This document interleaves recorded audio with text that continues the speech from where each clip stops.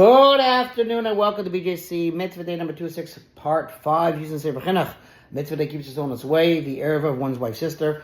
Let's go over yesterday's halacha, yesterday's mitzvah a little bit towards the end, get a little more clarity.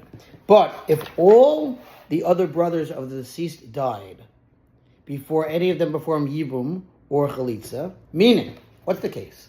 Reuven is married to Sarah, but only through Kedushin Arusin, meaning that first stage of marriage, Sarah. Now, Sarah has a sister named Leah.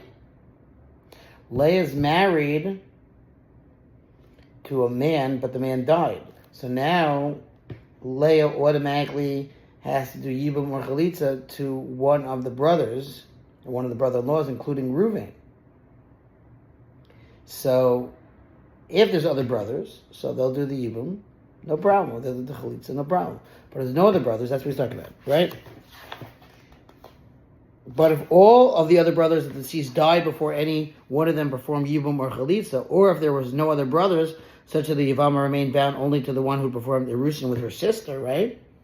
So then this brother, Reuven, must release his Erusin wife with a get, even though he was married to her on the first stage, he has to divorce her, and he must also release his Yavama through the process of Chalitza. Now, I made a mistake yesterday. I think I said that you could do Yibum to her. No. He's stuck because he was already partially married to the sister, so he can't marry either one of them. That's the halacha. The HaChinuch just mentioned that when a Yavam performs Erusin with the sister of his Yavama, he can no longer perform Yibum with his Yavama since she's now an ervah, a wife's sister to him. Now, the ervah prohibition of a wife's sister applies only as long as a person's wife is alive.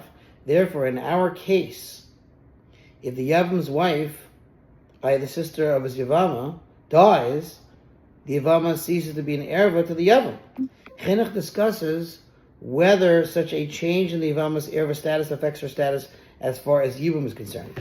And if his Erusin's wife, who is the sister of his Yavama, dies, regardless of whether she died prior to the deaths of his brothers, or she died after their deaths, or there were no other brothers to begin with, the Yavama returns to her permitted Yibum status vis-a-vis the brother who had performed Kedushin with her sister. Thus, if he desires to perform Chalitza with her, and if he desires to perform Yibum.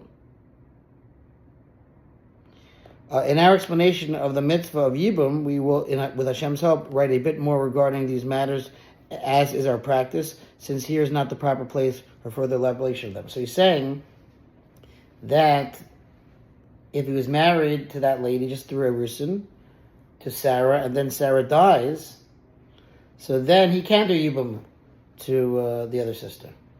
But he doesn't seem to bring the case of what if the Yibum died, the Yavama, what if she dies?